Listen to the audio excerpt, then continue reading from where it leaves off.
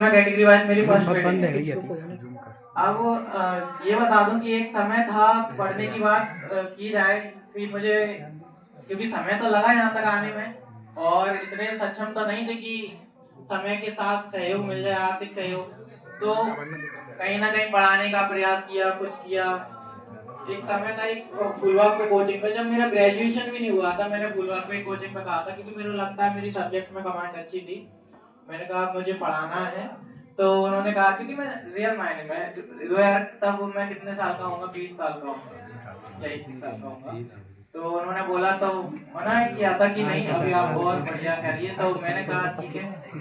लेकिन जब मेरे से ये बोला गया तो आज यही है कि मैंने नेट जीआरएफ फाइट किया है के साथ, और नेट जीआरएफ फाइट करके आज मैं केआरटी कॉलेज में पढ़ा रहा हूँ। वर्तमान में केआरटी कॉलेज में अभी भी पढ़ा रहा हूँ, वो भी एमए के छात्रों को। और ये तो चल ही रहा था, ये तो एक विकल्प था। इसी के साथ असिस्टेंट प्रोफेसर में भी मेरी इंटरव्यू कॉल है और उसमें भी मेरे बहुत अच्छे मार्क्स हैं। और उसके साथ फाइनली अब जो ड्रीम जॉब थी सिविल सर्विस में जाना था वो मेरा हो गया। जर्नी की बात की जाए तो रियल मायने में जो जर्नी है 9th क्लास से ही स्टार्ट होती है। तो यहाँ से मैंने पढ़ना चालू किया, चीजों को समझा, एक दम बना, डिसिप्लिन आया, कंसिस्टेंसी आई। उसके बाद 10th किया। 10th में मैं यहाँ से सर के यहाँ से अच्छे मार्क्स लेके आया था, सर ने भी मेरा फोटो लगाया था। और उसके बाद 12th जैसे ही आया, मेरा एक ड्रीम था कि मैं ग्वालियर में फर्स्ट रैंक लेकर आऊँ, और उसके लिए मैंने प्रयास भी किया। लेकिन अंतिम समय में, परीक्षा के समय में कुछ स्थितियां ऐसी रही कि मैं नहीं कर पाया। और मेरा एक सपना था कि मेरा भी अखबार में फोटो आए और मैं कुछ ऐसा करूं।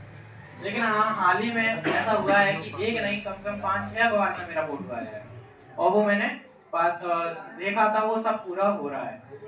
ये स्थिति है कि एक समय था कि कोचिंग पे मेरे मन में कैसे उमंग आई कि मुझे भी डिप्टी कलेक्टर बनना है। एक समय जिस कोचिंग को मैंने ज्वाइन किया था, क्योंकि यहाँ पर जो भी कोचिंग ज्वाइन की थी मैंने, जो मुझे मिली, मैंने कौटिल्य अकेडमी जो भी मिली मैंने उसे ज्वाइन कर लिया। उनको वहां पर एक सेमिनार था, एक साल तो कुछ नहीं पढ़ा क्योंकि सबसे बड़ा सर का योगदान, जैसे सर ने आज मेरे आपके सामने मुझे बुलाया है, जब हमको पता ही नहीं होता इस पद की गरिमा क्या है, ये पद क्या है, तो हम उसके लिए सपने कैसे देखें। तो उसी बात की एक साल के बाद मेरी कोचिंग में कुछ डिप्टी कलेक्टर आए हुए थे।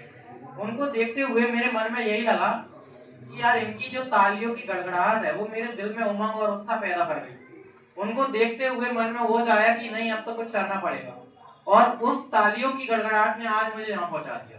उसी दिन मेरा विजन क्लियर हुआ। छोटी मोटी जॉब, बात छोटी कोई जॉब नहीं होती, लेकिन मन में यही था यही करना है। घर वाले कहते थे ये कर लो वो कर लो, लेकिन मन में एक क्लियर था। समय लगा, ताजमहल बनने में समय लगता है, अच्छी चीज पाने में समय लगता है, बिल्कुल सुनना पड़ता है, कभी कभार कमरे में बैठ के रोना पड़ता है, सब मिला है। लेकिन संघर्ष आपको करना पड़ेगा, संघर्ष करोगे तभी कुछ अच्छा पाओगे।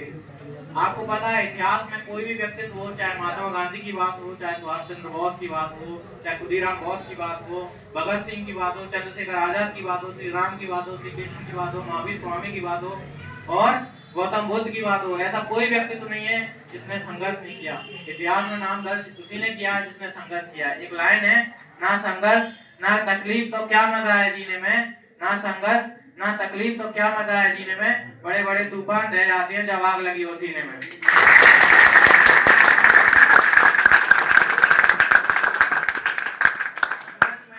जीवन में कहीं ऐसे मोड़ आएंगे आपको लगेगा कुछ नहीं बचा।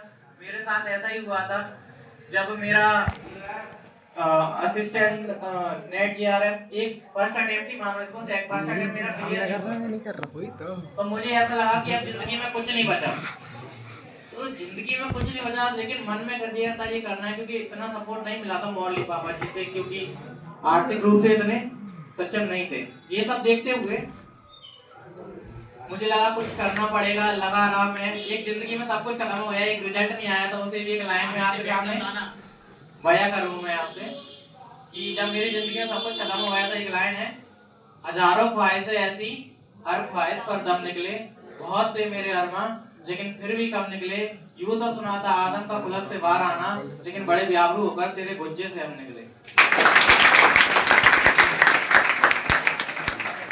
आज आप सब लोग जहाँ बैठे हो, मैं आप लोगों से सिर्फ एक ही बात कहना चाहूंगा कि आपको यहाँ से यहाँ तक आना है तो पहले तो आप सपने अपनी आंखों में सपने, यदि आपकी आंखों में अरमान नहीं है, आपकी महत्वाकांक्षाएं आकांक्षाएं नहीं है, आपकी इच्छाएं नहीं, तृष्णाएं नहीं है, तो आप सपने नहीं देखोगे तो आप कुछ कर नहीं पाओगे। मैंने सिर्फ सोचा था मेरे साथ ऐसा होगा, मैं ऐसा करूंगा, ऐसा होगा, और ऐसा ही हो रहा है। एक समय सोचा था, तो आपको भी सोचना पड़ेगा। स्वामी विवेकानंद का कथन है कि युवा वही है जिसके पैरों में गति, हाथों में शक्ति, हृदय में ऊर्जा और आंखों में सपने होते हैं। और आपकी आंखों में सपने होना चाहिए जब भी आप युवा कहलाओगे। नहीं तो आप क्यों पढ़ रहे हो? आप यहाँ पे पढ़ रहे हो, आपकी आंखों के साथ आपकी माता पिता भी आंखों में सपने देख रहे हैं। तो आपने ऐसा देख लिया, आज मैं आपके सामने बन के आया हूँ कि सर ने जिस तरीके से सम्मान किया, आप नहीं चाहते कल आपके माता पिता भी गौरवान्वित महसूस करें, तो बिल्कुल आपके मन में क्लियर हो जाएगी क्या है और आपको क्या करना है, और उसके लिए आप बस लग जाओ। और आज जो शोहरत में थोड़ा जिंदगी में थोड़ा एक स्वागत जो सब लोग मेरा कर रहे हैं, वो थोड़ा सा एक सफलता पाई है, छोटी सी, हालांकि छोटी ही है, और गुरु के सामने तो इससे हमेशा छोटा ही रहेगा, और हमेशा विद्यार्थी बन के रहना चाहिए, क्योंकि विद्यार्थी बन के रहोगे तो आप सीखते रहो। और आज जो मिल रहा है उस पर एक लाइन है, ये फूल मुझे किसी विरासत में नहीं मिले, तुमने मेरा कांटों भरा बिस्तर नहीं देखा। और एक और लाइन है, आप पढ़ते रहिए, अपने लुक से ज्यादा अपनी बुक पर ध्यान दीजिए। आपके पैरों में चप्पल हो या ना हो, लेकिन हाथ में किताब होना चाहिए।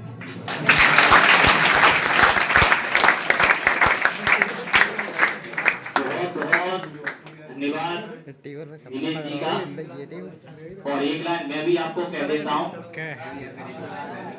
कि सपने वो सच नहीं होते जो सोते वक्त देखे जाते हैं। सपने वो सच नहीं होते जो सोते वक्त देखे जाते हैं, और सपने वो सच होते हैं जिनके लिए हम सोना छोड़ देते हैं। बहुत बहुत शुभकामनाएं मुझे जी को पूरी संस्था की तरफ से बहुत बहुत शुभकामनाएं। और आप अति शीघ्र ग्वालियर कलेक्टर बनकर आए, और हम सभी ईश्वर से यही आशा करेंगे कि आप अति शीघ्र क्या बने बच्चों, ग्वालियर कलेक्टर। आपके लिए भविष्य के लिए बहुत बहुत शुभकामनाएं।